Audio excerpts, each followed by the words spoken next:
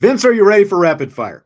I am so ready for rapid fire, and it's been one of those days. So this is all going to be first come, first serve. So let's do this. Okay. I'm surprised that this didn't come up at all during the mailbag. I don't know if maybe people didn't see it or they just don't care that much about it. But the ACC announced today that Notre Dame is going to host SMU in 2026. SMU is going to replace Virginia on Notre Dame's schedule that season. It'll be the first meeting between Notre Dame and SMU since 1989. What do you think of this, Vince?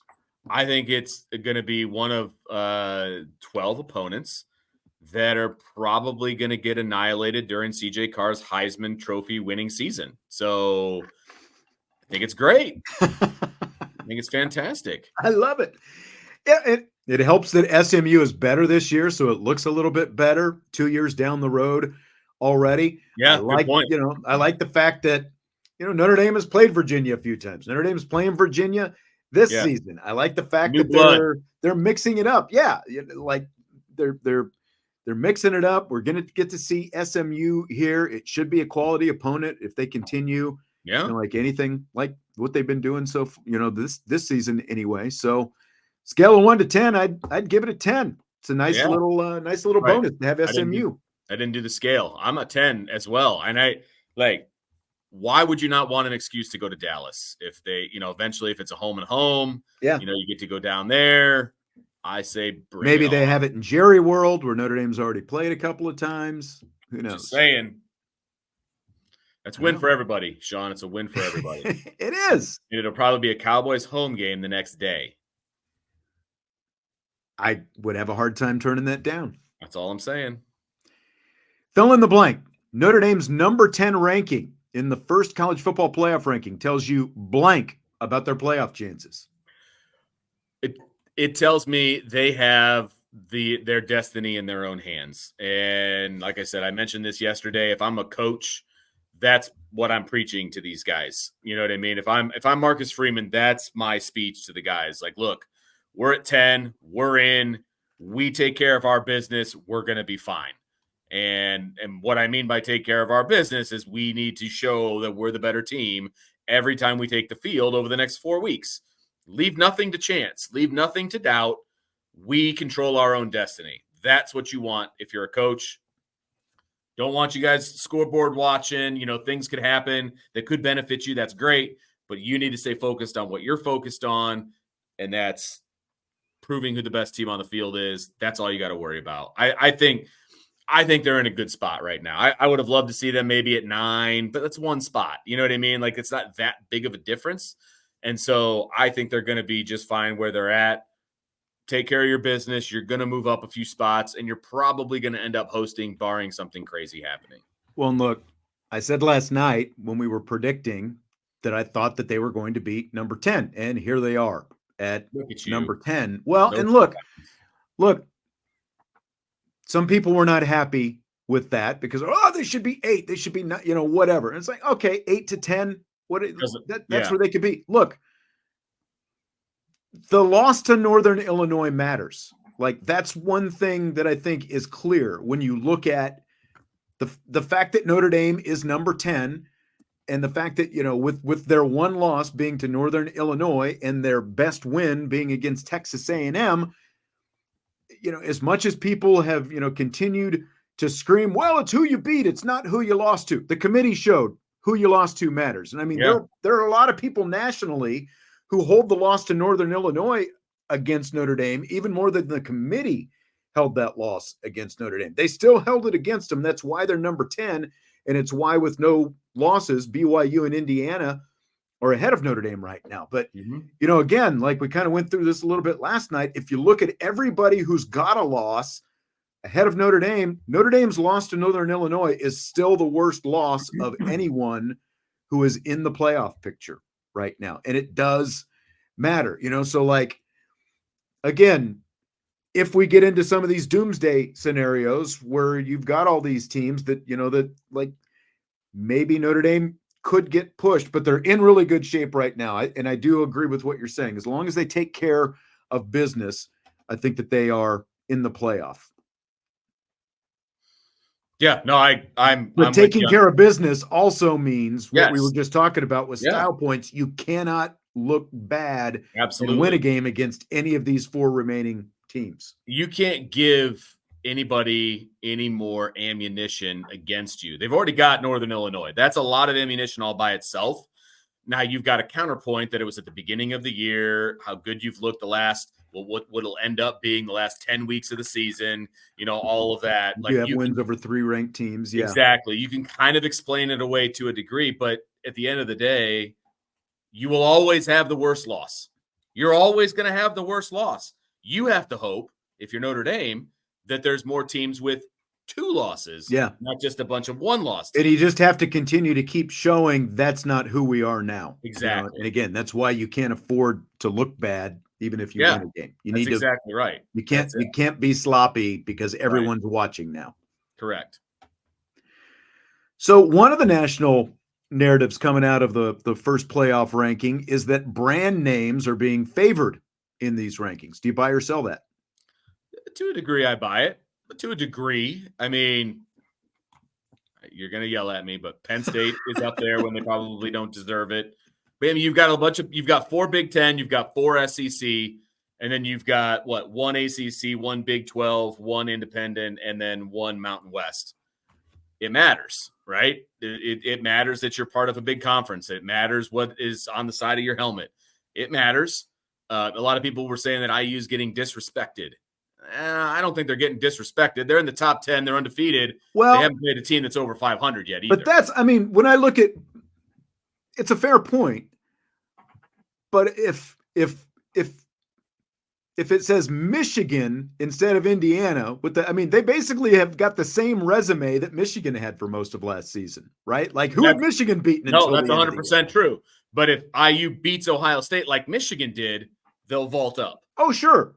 You know what I mean? Where they are right now, like Indiana Right. and BYU both, if they were, take your pick of anybody who's in front of them. Obviously, if they were Miami, they'd be higher. Like Miami hasn't, now Indiana and Notre Dame of the teams in the top 12 do have the worst strength of schedules, Yep. But again, like Michigan's strength of schedule was nothing to write home about last year. And if they totally got lifted by their brand last year, Indiana would be number 2 if their name was Michigan instead of Indiana. That's fair. Right now, I guarantee that. My argument would be, who gives a crap? You take care of your business. That's right. You take care of your business, you're fine. Right. You're absolutely right. You are 100% correct that if you reversed and you put a different logo on there, that they would be higher. I 1,000% agree with you, because look at Penn State. That would be my argument right there. Penn State does not deserve to be number 6 in any way, shape, or form, but they are because of who they are, because they're Penn State.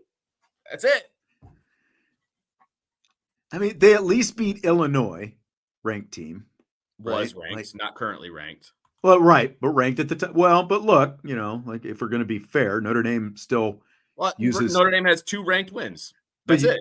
Yeah. They have 2 ranked wins, which will end up being 3 when they beat Army. I'm trying to look at the strength of schedule. Penn State's is actually 28. How is that even possible? That number below, like if you look at who they their play, strength of record is 6, which is amazing. Nuts. That's crazy to me. That's crazy. Notre Dame's strength of record is 15 right now, and the strength of schedule is 74. Yeah, 75. Yeah. Yeah, probably just depending on which, strength of schedule ranking or whatever that you're looking at. But yeah. Yeah, I would love to know how they figure that out. But again, you're splitting hairs, and it's fine for now. It's fine. Which of the teams in the initial top 12 are you most convinced will not be in the playoffs? Can I just sign you up for Penn State right now? No, you can sign me up for IU though. I don't. Okay. I don't think they're going to end up being in when it's all said and done. So even with one loss, assuming the out. loss is to Ohio State, you think they're out? I do. I just think if feel they play like a competitive game with Ohio State, they're still in. I think what is going to happen is if they lose that game, if they lose to Ohio State, right now they're undefeated and their resume doesn't matter. Okay. because they're undefeated in the Big Ten. That's all that matters, is that goose egg under the loss column. Once they lose, now the committee is actually going to look at who they played, and they're going to be like, that doesn't measure up, and they're going to drop them. That's what I think is going to happen. But that could also, again, like Notre Dame is going to have a better win because of Texas A&M. But again, then you start they'll have multiple better wins than IU. They'll have Louisville, who's ranked. Oh, I know. They'll have Texas A&M, who's ranked. Army won't be ranked if Notre Dame beats them because they're at 25. I mean, they'll drop out, right? So they'll have 2 ranked wins, and IU will have 0. Right? Right now, Indiana's the number 3, the third Big Ten team. I have a hard time thinking that the third Big Ten team is going to just fall out because of one loss, because of the bigger picture, like with everything that the Big Ten and the SEC are trying to ensure that they're going to get for the future. They're the 4th Big Ten team right now. Oh, I keep forgetting about Oregon. Like I'm just right. No, that's a fair point. I know, because Oregon's not a Big Ten team. That's I know, and that's exactly it. I keep forgetting about Oregon as a Big Ten team. But, right? Yeah, exactly. My team, I think it's going to be Alabama because I think Alabama's losing this week. Is it at LSU? Yes. Okay. And the other one is actually Tennessee as well, because they still have Georgia and Vanderbilt. I think it's one of those 2 teams is going to fall. That's one of those I'm most convinced. Yeah. See, you make a good point about it, but again, I think it depends on how competitive Indiana's game is with Ohio State. That'll play into it. Yeah, that'll play into it for sure. But I mean, if IU, Tennessee, Alabama all fall out, then Notre Dame just works their way right up. That's much better for Notre Dame. You know what I mean? Exactly right. Now, I think LSU jumps in if they beat Alabama. They'll be in the bottom third of that 12, right?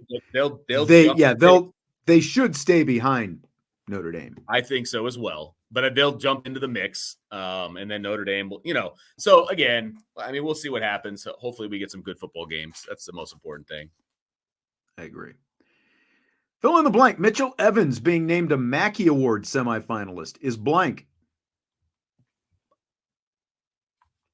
You're on mute. Dang it. I hit it like 3 times. It's mind-blowing. Your lips were moving. Nothing was coming out.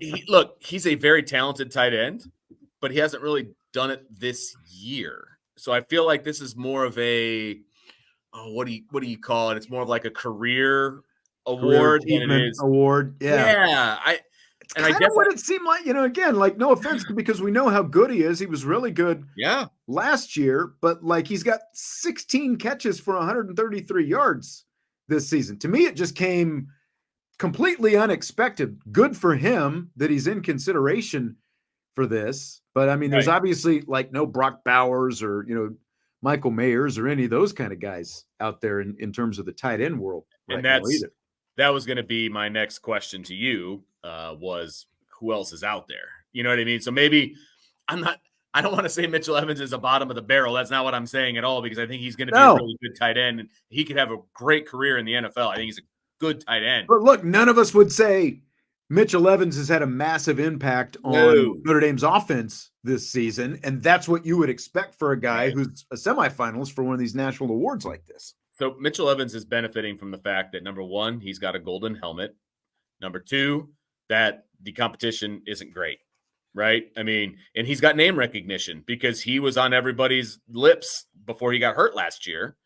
And now that he's back, he just hasn't been doing as much, right? So I would be shocked if he won it, but hey, good on him for being a finalist. Absolutely. Hopefully, I don't know sort of what criteria they'll be looking at. The fact he's gotten this far, though. Can't be stats, I can't imagine. No, it doesn't seem like it. But 9 of his 16 receptions, as Notre Dame has said, have resulted in first downs this season. They included that in his release. So there it is.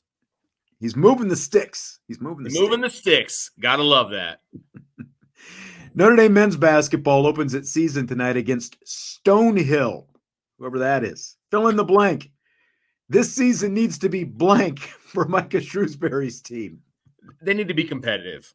Okay. Like, and what I mean by competitive is I think that they've got a good chance of being like a bubble type team. Even if they don't get into the NCAA tournament, they can still make a run in the NIT. And I think that can be very beneficial to this young team and what they want to do moving forward. And there's a couple of different things that they need to do, in my opinion, to really kind of use this as a launching off point. Purcell Pavilion can't be, the launching point for every other team's seasons. Like they've got to be able to defend their home floor a little bit better this year. I think defensively, I think that's a great starting point. Yes. Honestly, like at least making life tough. Yes. For anyone who comes in, regardless of how good, at least make life tough. Citadel last year at home, like it wasn't a scary place to play for other teams, and so they at least have to be able to defend the home floor. I think defensively they will be competitive in most of the games that they play in the ACC. I would be lying if I said I was completely well versed in who the ACC is this year and how good everybody is, but look, if they're a 500 team in the ACC, I think that that's a good year. Maybe they could get 11-9. I think that's a pretty darn good year because I think then they're really on the bubble. So, yeah, I think a bubble team at the end of the day is what you want to be. But, yeah, they got to defend that home court, man. TD4ND, don't let that like button hit you on your way out. Come on, let's go. Come on, crank some likes here. I like that. Just kidding. That's good. Yeah, I like what you said about the home floor. I think that is a great starting point for a team and a program that's rebuilding. They were like 7 games under 500 last year. So even if they're not 500 in the ACC, but approaching 500 in the ACC, you're better at home. You win the majority of your games at home and, make the home court Purcell Pavilion a tough place for anyone to come in and play. I think those are great starting points. And, look, I think the bar is simply, can you at least be in the conversation to get to the NIT this year? I think that would be because they weren't even. Your bar's a little lower than because mine. They were like, this is my floor. At least be in NIT conversation and maybe even a little bit more than that. Pushing toward an NCAA tournament. Bubble.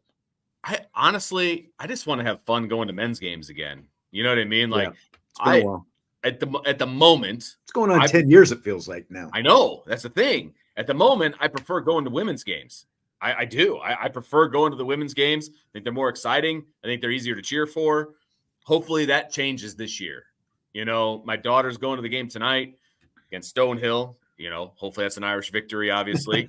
And then I'm going to go next week to their next game. I think it's Monday night. So I want to see what this team has. Are they going to be able to get the crowd fired up? I know the competition and all that, but I just want games to be fun again. They just haven't been fun for the last decade. And that's a shame because they used to be a blast. Well, look, part of the reason why, the women's games are so fun, one, they win most of the time. Absolutely. That helps. But why do they win? I mean, they're stocked with talent. They've literally got elite, McDonald's All-Americans out there filling the roster, and that is someplace where Micah, we've seen with the recruiting is going in the right direction. So it might not, it's like, I think the roster is a little better this year, and it's just going to continue to get better over the next couple of years based on the way Shrewsbury is already recruiting right now. Recruiting has been off the charts. It's just the only thing I hate about recruiting is you get real excited about these guys that are committing to Notre Dame or committing to whatever school that you root for, and you got to wait for them to get here. I know. You know what I mean? I know. Got to wait a whole season. Here now? Why can't we open our prisons now? I know, right? Fill in the blank, Vince. TV rules analysts are blank. It's overdone. And honestly, what I feel like having the rules analyst has allowed the color and the play-by-play guy to not know the rules. And That's a it's great crutch. point, because like it used to be the analyst, like the actual game analyst, Yes. knew the rules, knew his stuff inside and out, and he was the one explaining it to you. But it's like, I don't have to worry about that now because we've got this crutch of this other guy who we Yes. can bring in at any time. Yes. I don't like that at all. I want my guys to do a little bit more homework and know the rules. It's too often that I've seen recently that the guys that are calling the games, they don't know the rules. You know, but the problem is, do the rules analysts even know the rules? Well, because like, I don't know if you saw any of my tweets over the last couple of weeks, but like Mike Pereira on Fox in that Penn State Ohio State game was brutal on that whole was it a catch? And he's like, well, then like Gus asks him, to explain what exactly the technical definition of a catch is, and he's like, well, I don't even know if I can, I don't even know if I know the definition. Like I know it when I see it. Yeah, and then he talks in this complete word salad about, and like none of these guys actually come out and, by and large, I'd say 99% of the time, they don't go against what they're seeing on the screen. Because like, do you remember Mike Carey a few years back? I think he was with CBS. Like he would actually come on. You probably don't remember him because he would come on, they would bring him in, and then he was always wrong. Like he would give this big explanation and he was always wrong about what he said. And finally they're like, well, we can't have this anymore. So they got rid of Mike Carey, and it just feels like they've completely overcorrected the other way. And now none of these guys actually say anything. They don't disagree with anything you say. As a viewer who knows anything about football, like you already know most of the time, like what's going on. And then the actual thing that you do need explained, it's like they're not there. So like to me, do you remember in Friends, Chandler Bing, his superfluous third nipple? Like that's what the TV analyst is to me. They're Chandler Bing's superfluous third nipple, completely useless. That's what the TV analyst is. Wow. You went all the way there. I'm with you. I feel oftentimes that I know more than what the people on the TV know. And that's a freaking shame, man. Like I should not know more than what the people are getting paid to tell me about the game. And that happens way more often than it should. And like you said, it's like the littlest things. It's like, well, what are we looking for here? Did it break the plane? Well, show me the freaking replay. We can all tell if it broke the plane. It's really all, like, was the knee down? Come on. And the analyst can tell you, like the rules guy just comes in to confirm like what the guys are already saying. That's all it is. Not necessary. It's not necessary. I feel like they are also, for the most part, those rules analysts, they're there to kind of defend the refs an awful lot. And I don't think that, because they used to be refs. They know all those guys. Right. You know what I mean? Like they don't want to. Because like when they first started this, it felt like a good idea. It's like, oh, you've got all these experienced refs, and now they're going to explain rules to us on TV. But like you said, I think it's done a couple of things. All they're doing is defending the call on the field, and then the other side of it is the actual game analysts, the Herb Streets and whoever's of the world, like don't seem like they're as up on the rules as they used to be back in the day. Superfluous. So Vince, there's a guy online who's offering to let other guys beat him up so they can prove to their girlfriends they're not wimps for the low price of $50 on weekdays or $60 on the weekend.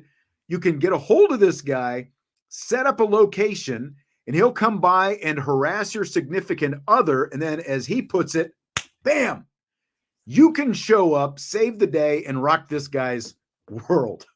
$50 on weekdays, $60 on the weekend. How much would you need to get your butt kicked on the regular by this guy? Way more than $50. Are you kidding me? Like that is so, at least his time is a little bit more valuable on the weekends, apparently. But holy cow. What? I just like that. That is painful because we're not even talking boxing gloves. We're talking bare knuckles, man. Like, are we talking like I'm going to get punched in the face multiple times, or can I fake like just taking it in the gut, and then just going down? Like, I just don't think that this can handle getting beat up all the time. This is the ballpark I'm in, DJ. Yeah. Like 250 is my floor. And it on might this be a thing as one-time well. deal. It might be a one-time offer. Like, because you're going to be puffed up. You're going to have some cuts. Like that's going to hurt for a while. Look, last time I checked, Sean, and I could be wrong, it's like $250 to walk into the emergency room with insurance. Right. Okay? That's a good point. Like, that doesn't even cover the visit. Maybe I just have bad insurance. I don't know. But it's ridiculously expensive to go to the emergency room. So if you're not even going to pay me to cover my medical expenses, this is not going to work out. Yeah. This is not a good business plan. Like, no. Because if you're out there and you're like doing this, okay, like if you're doing it, let's say 5 days a week, you're doing it 4 times during the week. That's what, $200. And then you do it on the weekend. That's $260 to get your butt whooped 5 times. That's nuts. I mean, if he wants to make any money doing this, he needs to be doing this multiple times a day. Exactly. I mean, he's gonna look like a drunk just walking around with like I know. His lips gonna be out to here, his eyes gonna be all swollen up. He's gonna look like Rocky. I'm gonna need to see some video evidence of this guy just taking it every time, and then getting paid $25 or $50. Like, here's your $50 bill. That's a good point. I need to see if we can find this guy on social media. Yes. See if he's got any pictures of himself. We may have to have him on for an interview. It is way too low. It is way too low, though. There's just no way. I just want to tell him that. I just want to tell him, like, dude, you're underselling yourself. Yes. You're undervaluing your services. I love where his head's at as far as trying to make other people, he's trying to raise up other people. Good on him. But, dude, you need to have more faith in yourself. Don't sell yourself short. That's right. All right. Well, that's going to do it for tonight. We're going to wrap it up with that. A lot of great questions. Of course, I figured we'd get some good playoff questions in the mailbag tonight, and we did. Didn't disappoint. Don't forget, we've got the We In, We Out show coming up tomorrow. I've got to get over to the good old Champions Lounge and get that thread posted. So get your questions in there for tomorrow's show. We In, We Out. We'll also have some more for Marcus Freeman on tomorrow's show from his Thursday Zoom call as well. Hit the like button. Appreciate you as always, and we'll talk to you tomorrow on IB Nation Sports Talk.